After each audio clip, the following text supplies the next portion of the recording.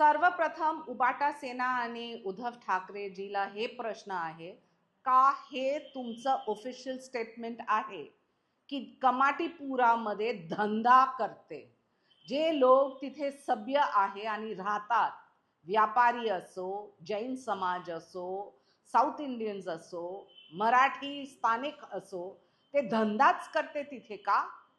मला हे प्रश्न विचारायचा आहे उबाटा सेनाला की तुम्ही सुपारी घेतलं की स्वतःला संपवायचं आणि आत्ताच हे इलेक्शनमध्ये जनतांनी तुम्हाला नकारलं विधानसभामध्ये, तिथे तुमचं 20च्या पुढे गेलेच नाही.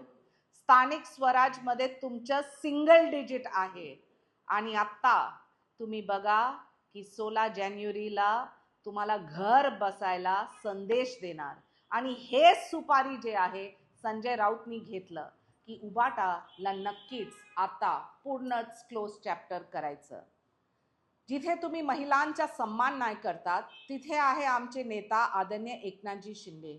एक लाडकी बहीण मोहीम असो किंवा कमाटीपुराच्या क्लस्टर रिडेव्हलपमेंट, तिथे नक्कीच ते ऑन ग्राउंड काम करतात आणि तुम्ही फक्त बडबड बडबड बडबड.